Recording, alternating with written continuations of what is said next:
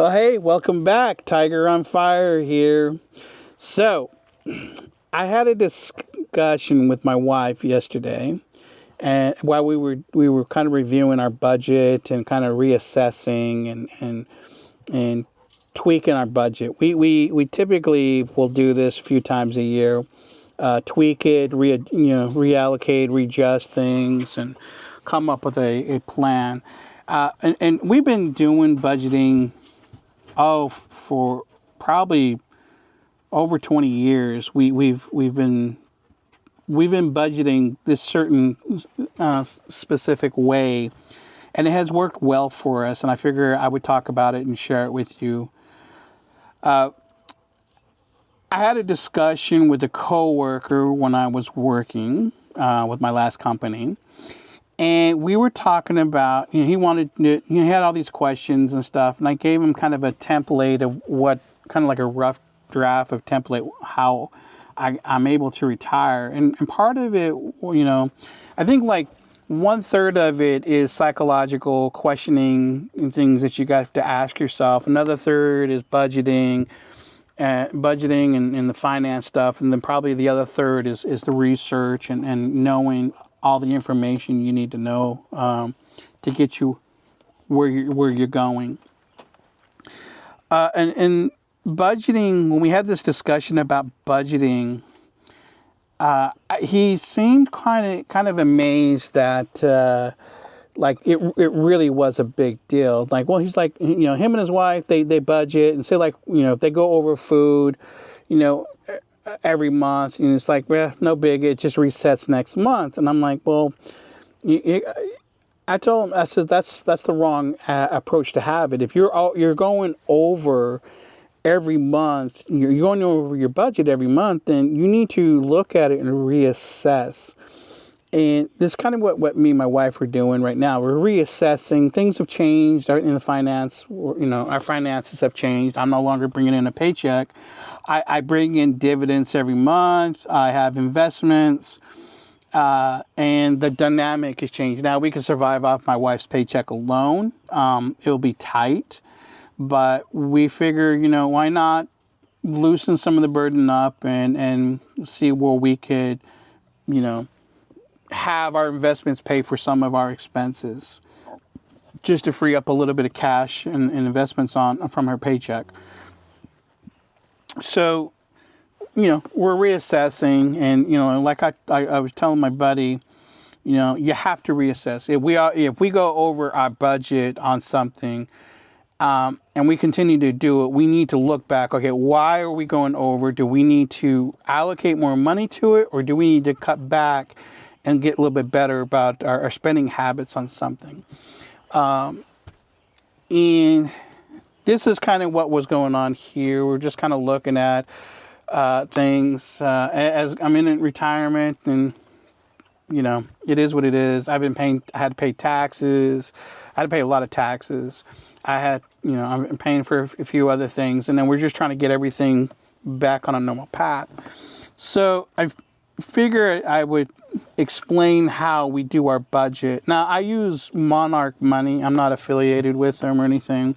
I do like Monarch Money. I like the AI part. It's got some good and it's some bad. I'm still tweaking that, because eventually I would love for that to be my ultimate tool. But me and my wife, the budget we use is paper.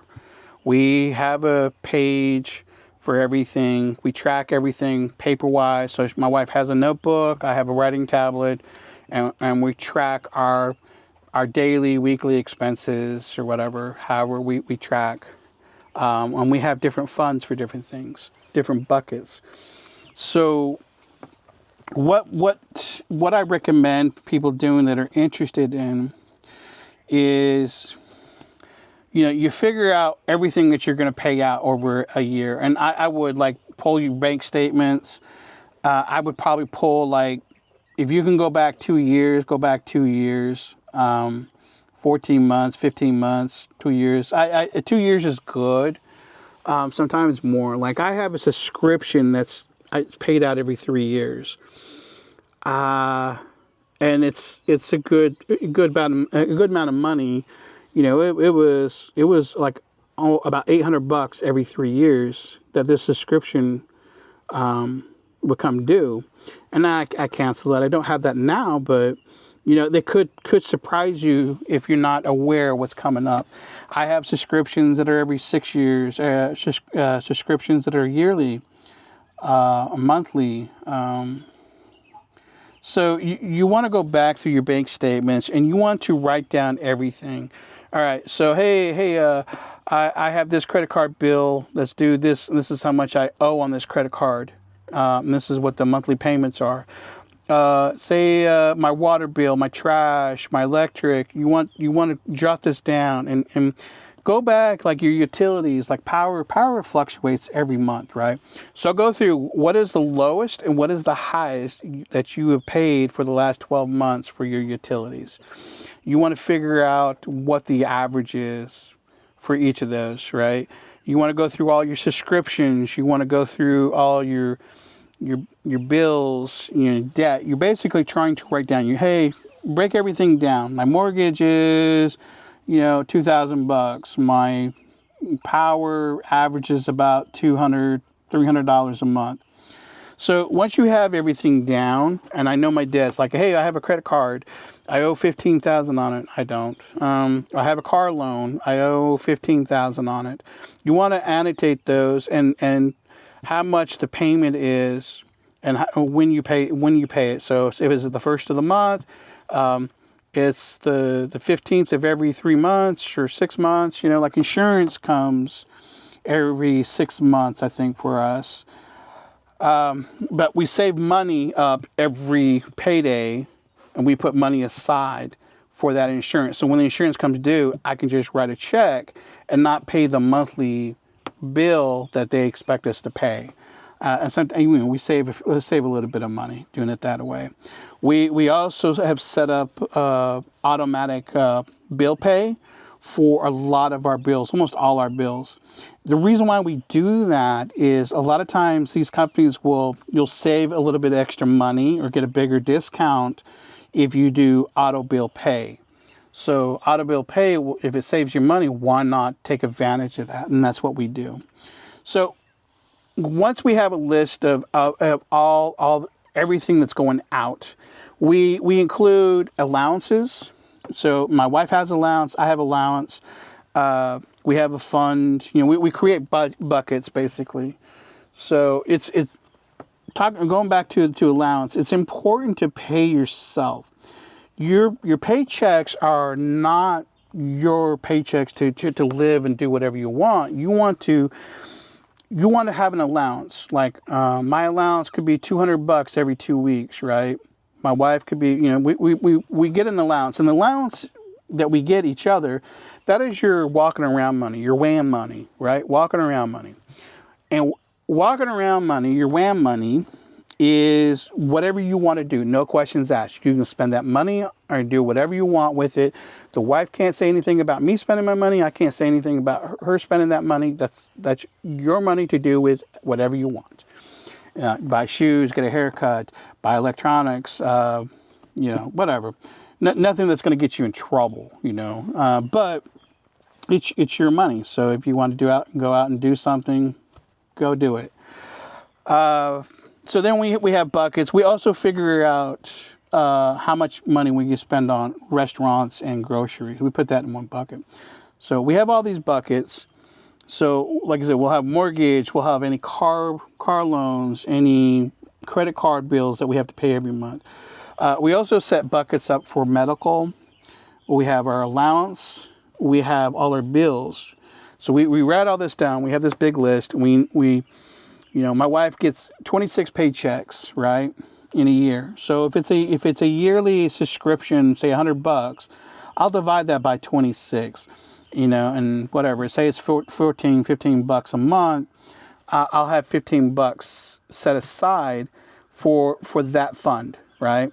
And it's pretty simple. So you go line by line. If it's a monthly, you divide it by 2, right? And to see, you divide it by 2 so that you're paying half of the bill, one paycheck, and the other half is the other one, right? Now, for when it comes to things like that vary from month to month, like power, we take the high and the low payment that we have, and we factor in something somewhere in the medium. What's the average, or if it's anywhere from 200 to 500, we might say, hey, we're going to set aside $350 or $400 a month, right? And that will be what we're going to set aside, and we'll divide that by 2, right? And then so it'll be $200 every payday, right, for $400, right? What happens when payday comes? We have a page, and it's like a little check register. We add $200 to this bucket every payday, right? Now, when the bill comes in and the bill is $350, I'll subtract it from this bucket. Now, all the money will sit in my checking, but I have a page where I'm tracking the money. I don't pay attention to what the number is in my checking. I'm paying attention to what I have on my pages. So my power, I'm going to subtract 350. It means I have $50. Well, next payday I'm going to have next payday I'm going to have another $200. So I'll have $250. And that bucket over time will grow more and more every payday, right? And what we'll do typically at the end of the year, any money left over after December 31st, we're going to zero out pretty much everything that we can for the most part. Like power, we'll probably leave, we'll take everything out except for, say, that $200 or $400, right? We'll leave 1 month worth of money in each of these buckets. And then we'll take this money and we'll move into our emergency fund or savings, whatever we're going to do with it. And then you just reset that every year, and then you save quite a bit of money doing it that way. Sometimes it's just right on the nose. Like, I pay for some termite and pest control for now that we're budgeting exact dollar amounts, right? So I know I have the money when that company comes in, does it, hey, they charge me $70 for it, $70 and it's zeroed out, whatever. But we have a ledger for every bucket that we're doing. Now, we have an error fund. So what we do is we know how much every payday that we're subtracting from each of these funds, right? So say her check is $2,000, right? And we're setting aside $200 here, $50 here, we're subtracting that, and say there's $200 at the end of her check, right? Well, that $200 is going to go into another bucket we call an error fund. An error fund is just basically is a fund that we use to, in case something happens, like unexpected expense, or we go over our budget in one area, we can take the money from this error fund and move that into that bucket, right? So if I go, say my power, we were talking about power, right? Say my power is $700 1 month, right? Typically, because I've been saving money throughout the year, right? During wintertime is our power bill's up quite a bit. Spring and fall, it's very little. So we have money. We have time for that money to accumulate. So if we do get a $600 power bill, which we have, we're not scrambling to try to figure out where the money came from. We know the bucket of money is going to cover our expenses because we have a surplus of money that we set aside for that every month, right? So we can pay that off and whatever. But the pool is, say, my food bucket. We go over whatever we allocate, and I need $75. I can pull from my air fund and put it into this bucket, and then that's our indication that, okay, we need to reassess our food fund, right? We also have another fund too, like gas. So we set aside like $200 a month for gas. And gas is just a bucket, like my wife driving to and from work, or if we go someplace, or we go on vacation with the RV or something like that. All that money that we're accumulating goes to take care of the gas money, just the gas, for when we travel or go someplace, and that accumulates over the year. Now, going back to the Air Fund, that Air Fund is just to cover our biweekly checks, right? So anything that we spend over our budget or an unexpected, say like, hey, I have to renew my license plates and stuff like that. Well, that could come out of the Air Fund because it wasn't anything that I'm really accounting, and I don't have a bucket for it. My kid has a school. My kid, has a school project that he needs $20 for, or Girl Scout cook. I can take it out of the Air Fund to kind of cover expenses. Now, at the end of the 2 weeks, when my wife gets her next paycheck, anything that's in that Air Fund is going to go into our emergency fund, our savings fund. And we take that every 2 weeks, and that money is getting moved over to our savings fund. Meanwhile, all our little buckets that, money that we have going out every month, every quarter, every 6 months, or yearly, or whatever, we have a page, with a transaction log, or whatever you want to call it, check register, that we track each of those funds. And that's how we've been able to save quite a bit of money over time. And I've proposed this to some friends of mine who are, let me take a step back. And the reason why I know this method works, because we've been in debt like a couple of times. One time we were in debt like $30K, I think, or more. Another time was probably even more than that. And this method has got us to get out of debt really, really quick. And part of it too is, you got these funds and stuff, and I think at one time we had a bunch of credit cards, and they tell you, hey, pay off one credit card, the highest rate first, right? And then take that money and plus pay on the next credit card at, whatever you were paying with the one credit card, pay it on the other. It does work that way, and that mindset works with this. And this one here, just you're building money, you're building wealth while you're budgeting, and you can actually see it in place. Oh, my checking looks really impressive, but when you go by our budget and what we have on paper, it's not that impressive because we have money set aside for these different buckets, right? But at the end of the year, that money gets moved to our emergency fund or savings. Every 2 weeks, that money gets moved to whatever fund we decide. Like I think, hi baby girl. Money gets moved aside. No. It gets, whatever we decide to move our air money to. All right. You need to get down to, my child. Puppies. So, yeah, you decide what you want to do with the Air Fund, but it can be done. Now, my wife has done things, and we've done this for other folks who wanted help, and this is the plan that I've helped them. And like, she's got a couple of brothers who get very, they don't have a really big paycheck. They, I think like $700. I don't know what they make, but I'm just speculating. They make a little bit of money every week or every 2 weeks.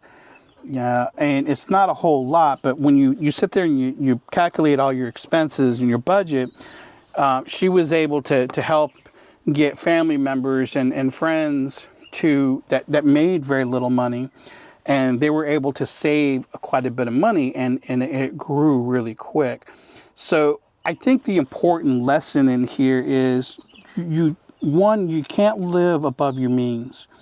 You have to know what it is that your expenses are going out. How much are you spending? What can you cut? What can you get rid of? What can you not get rid of? Like I have a subscription for music. That's a no-go. It's a little bit of money every month, but I enjoy listening to music. That's a no-go. That's something that I enjoy. So we pay for that subscription. Can I survive without it? Yeah, I can cut it. Are there other things I can cut? Yeah, if too much money is leaving our hands, we look at cutting things. Like I don't have cable, but I'm paying for YouTube Premium. I'm paying for, I think Hulu or something like that, right? I can cut this. We can cut these because we're not dependent on it. We know where our money's going at, and even if our food bill is too much, groceries and restaurants come out of our same bucket. So, and stay. We know, we know that we need to adjust our eating habits, and stop being crazy. Golly, puppies.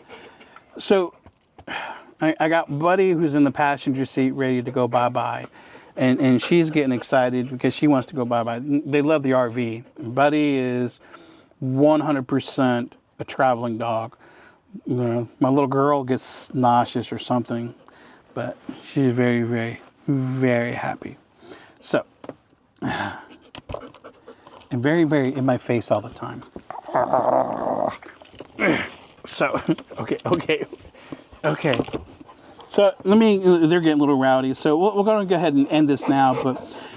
But budgeting is very, very important. Everybody should be doing budgeting. They don't teach this stuff in school like they should. And we need to. You need to teach your kids. You need to help yourselves. I think it's very, very important. Budgeting is very, very important. And when you've been doing it a while, you'll start to see. So just if you don't have a budget, start with a budget. Figure it out. See what's working, what's not. You might be surprised what you're really paying for that you shouldn't be paying for, you don't need to be paying for. Get rid of stuff that you're not using. Get rid of things that are not really needed. Cut back on things and try to get your expenses below your means, right? There's all kinds of budgets out there. There's all kinds of information out there. I know what works for us. And this way, hopefully I explained it right, it works best for us. Like I said, we just have a register for every fund that we create. So if I have car maintenance, I have gas, I have food, groceries, I have mortgage, we have each of our utilities, power, water, sewer, trash. What do we have? I don't have any credit card. I don't have a car loan. I do have mortgage. We do have some subscriptions. We do have a gas fund. We have funds. Basically, we have identified everything that is leaving our wallet, and then we figure out what goes into what fund. And then we have a vacation fund, and like I said, car maintenance fund. We have different funds that we created just to put money aside. So if my car needs an oil change, I could take the oil change or tires or whatever out of this maintenance fund. So it's however you want to set it up, what makes sense for you, but you need to budget, I think. And once you budget, you're going to be good. For those of you, I would highly suggest putting a portion of your money into some kind of an investment. I'm not a financial planner or anything. I'm just telling you what works for us. But if you can budget putting money into the market or in some kind of investment, I don't care what that is, what makes most sense for you, do that. And I love helping people. I think if you can take this and figure this part out, you're going to be very, very happy. And I would love to sit down with each and everybody that was curious and work with this, but I don't know how all that quite works. But budgeting is very, very important. So if you're not doing it, please do it. Help yourself. You might be surprised. It may not make a whole lot of sense, but over time, it's going to make more and more and more sense. And it's never too late to budget. It's always the right time to budget, especially if you feel like you don't have money. It will help. It will help you. You just got to apply yourself. It's not an easy thing to do. And I think when I talk to friends and coworkers before I retired, I think they were kind of shocked that we're kind of strict with budgeting. So anyhow, this is kind of a long video. I didn't mean to go as long, but it's very, very, very, very detailed of what we got going on. I'd share what our budget looks like, but I don't want to go in and show, you know, how much money or anything like that. But I think I covered all the topics. And if you have questions about budgeting or whatever, I tell you what, please leave a comment. Give me a thumbs up if this is good content, or, you know, whatever. A thumbs down if it's not. I don't care. You're not hurting my feelings. But if you're interested and you want to talk more about budgeting, yeah, please leave comments. And I'm always looking for subscribers. You know, we'll see. This is a side gig too. You know, I'm trying to figure this YouTube stuff out. So tell me what you like, what you want to hear, and I will see you guys on the next one. Take care.